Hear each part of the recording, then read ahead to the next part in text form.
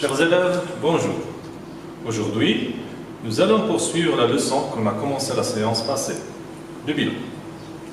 Avant de faire, on doit faire un petit rappel.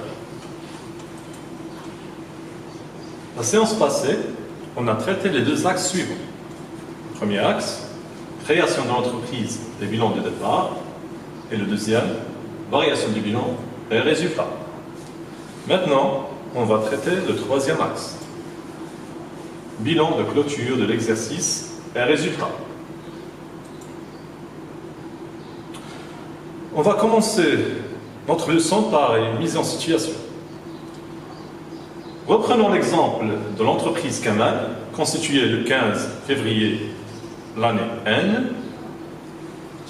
En 31-12, date de fin d'exercice, la situation de l'entreprise est composée des éléments suivants.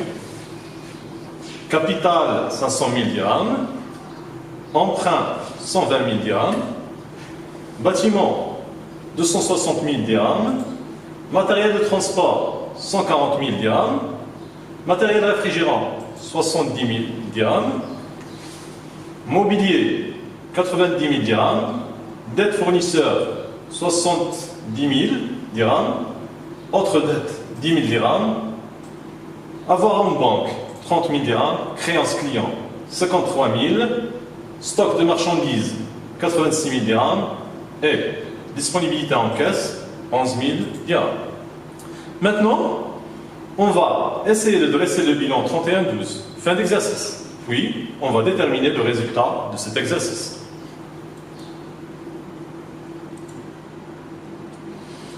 En pratique, l'entreprise ne peut pas dresser un nouveau bilan après chaque opération, vu le nombre important de ces opérations qu'elle est peut-être amenée à effectuer quotidiennement. C'est pourquoi la loi a exigé un bilan annuel dressé à la fin de chaque exercice. Ce bilan permet à la fois de présenter la situation de l'entreprise à la fin de l'exercice et de mettre en évidence le résultat final de l'exercice. Maintenant, on passe à la détermination du résultat à partir du bilan. L'entreprise débute l'exercice avec un bilan équilibré, c'est-à-dire qui observe l'égalité entre les emplois et les ressources. Actif égale passif. À la fin de l'exercice et en raison de l'activité de l'entreprise, l'équilibre ci-dessus peut être rompu. Soit par excédent des emplois sur les ressources, ce qui va constituer un enrichissement de l'entreprise, c'est-à-dire un bénéfice, soit par un excédent des ressources sur les emplois, ce qui constitue un appauvrissement de l'entreprise, une perte. D'où on peut écrire le résultat égal l'actif moins le passif, ou bien le résultat égal actif diminué du capital et des dettes. Si le résultat est positif, c'est-à-dire l'actif supérieur au passif, on a ici un bénéfice. Par contre, si le résultat est négatif, c'est-à-dire l'actif inférieur au passif, ici on parle d'une perte. Maintenant, on revient à notre exemple. Il s'agit ici d'un bénéfice. Bon, dans le bilan de fin d'exercice, le bénéfice vient augmenter les capitaux propres de l'entreprise. Comme vous voyez, l'actif immobilisé se compose des mêmes éléments. L'actif circulant, on a un stock de 86 000 dirhams. Et enfin, le total de l'actif 740 000 dirhams est toujours égal au total du passif, 740 000 dirhams. Ici, on observe qu'il y a un bénéfice de 40 000 dirhams. Ce bénéfice est le résultat de l'actif moins le capital et les dettes. Le résultat égale 740 000 dirhams, le total de l'actif bien sûr, diminué du capital qui est 500 000 dirhams et les dettes 120 000, 70 000 et les 10 000. Ça va donner plus 40 000. C'est un bénéfice.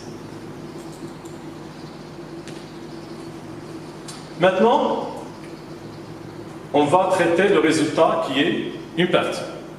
Dans le bilan de fin d'exercice, la perte vient en diminution des capitaux propres. Supposons que le stock de marchandises de l'entreprise Kamal ait une valeur de 26 000 au lieu de 86 000 au 31/12/N, la valeur des autres éléments du bilan étant inchangée. Dans ce cas-là, notre bilan sera comme suit. Bien sûr, l'actif immobilisé reste le même. Ce qui change, c'est le stock de marchandises.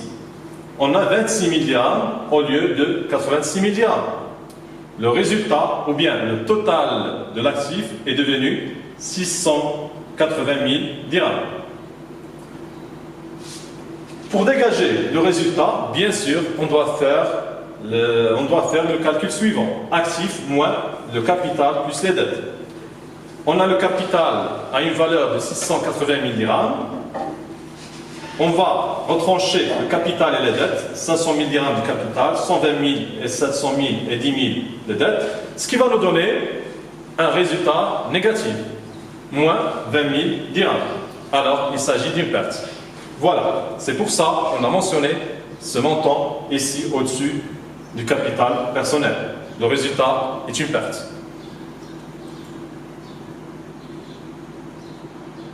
Maintenant, on passe à l'origine du résultat à partir du bilan.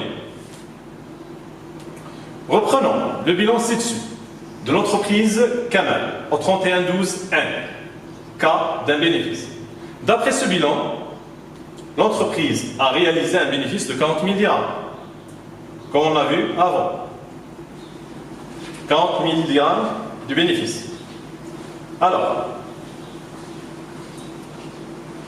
cependant, ce bilan ne nous explique pas comment ce résultat a été réalisé. Pour connaître l'origine du résultat d'un exercice, il faut disposer d'informations sur l'activité de l'entreprise durant cet exercice. Cette activité est caractérisée par deux types d'opérations. La première opération, le premier type d'opération, c'est les opérations entraînant un enrichissement de l'entreprise. Ce sont les produits. Classe 7. On va voir après qu'est-ce qu'une classe 7. Exemple des éléments entraînant un enrichissement de l'entreprise. On a les ventes, loyers perçus, les intérêts reçus de banque.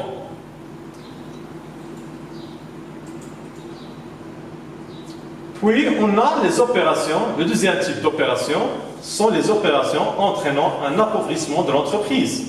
Ce sont les charges, classe 6. C'est ce qu'on va voir à la leçon prochaine, Inch'Allah. Exemple des charges entraînant un appauvrissement de l'entreprise. On a les achats de marchandises, de matières premières, les versements des salaires, les impôts, le loyer.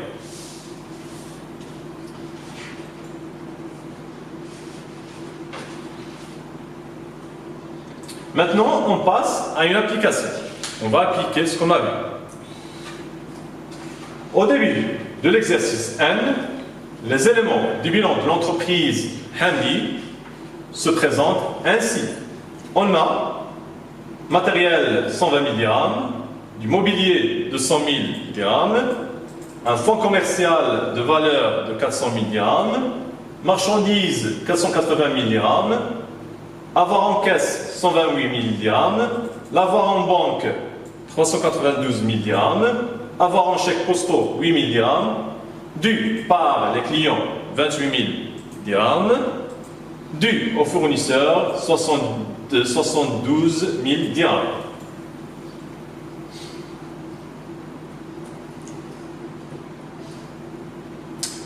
Bon, à la fin de cet exercice, le 31/12/N, le bilan présente les éléments suivants.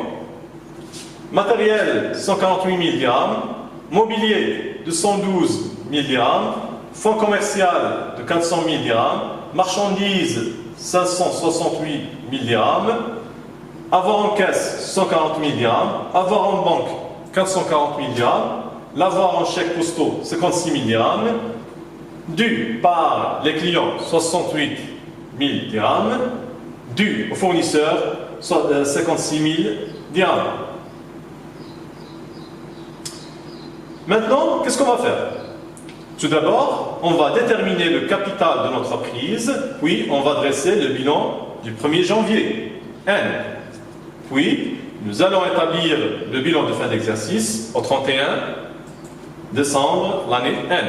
Et enfin, bien sûr, on va calculer le résultat de cet exercice. Bon, on passe à la correction de l'application. Pour calculer, pour dégager la valeur du capital, on doit procéder comme suivant. Le capital égale total de l'actif moins total des dettes. Le total de l'actif, c'est 120 000 plus 200 000 plus 400 000 plus. Ça va donner 1 756 000 dirhams. Le total des dettes, on a les dettes fournisseurs, 72 000 dirhams. Alors, le capital, c'est 1 684 000 dirhams moins 72 000 dirhams, ce qui va donner 1 684 000 dirhams. C'est le capital de l'entreprise. Alors, le bilan de l'entreprise Hamdi au 1er janvier l'année N est comme suit. Les éléments de l'actif sont, à l'actif immobilisé, on a le fonds commercial 400 000 dirhams, le matériel 120 000 dirhams, le mobilier 100 000 dirhams. À l'actif circulant, on a un stock de marchandises de 480 000 dirhams et les créances d'actifs circulants, clients, on a 28 000 dirhams. L'avoir en banque, 392 000 dirhams, chèques postaux, 8 000 dirhams, les disponibilités en caisse, 128 000 dirhams. Le total, c'est 1 756 000 dirhams. On passe au passif. Le financement permanent, on a un capital personnel qu'on a dégagé tout à l'heure, 1 684 000 dirhams, et les dettes fournisseurs, 72 000 dirhams. Et bien sûr, le total de l'actif égale le total du passif, 1 756 000 dirhams.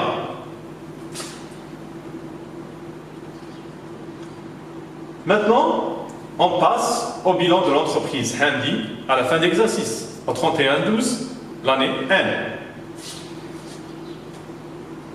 Dans l'actif, on a l'actif immobilisé, le fonds commercial et le matériel immobilier le fonds commercial, on a 400 000 dirhams, matériel 148 000 dirhams, mobilier 212 000 dirhams. En actif circulant, on a un stock de marchandises de 568 000 dirhams et des créances clients 68 000 dirhams. Par contre, la banque, l'avoir en banque 440 000 dirhams, chèques postaux 56 000 dirhams, l'avoir en caisse 140 000 dirhams. Le total de l'actif est 2 32 000 dirhams. Par contre, les éléments du passif sont les suivants. Les capitaux propres, capital personnel 1 684 000 dirhams. Ici, regardez bien, on a un bénéfice de 292 000 dirhams. Les dettes fournisseurs, 56 000 dirhams. Et bien sûr, le total, c'est 2 32 000 dirhams. Bien sûr, le résultat est un résultat positif de 292 000 dirhams. Maintenant, on a terminé notre leçon. On se verra la prochaine séance, Inch'Allah. Merci.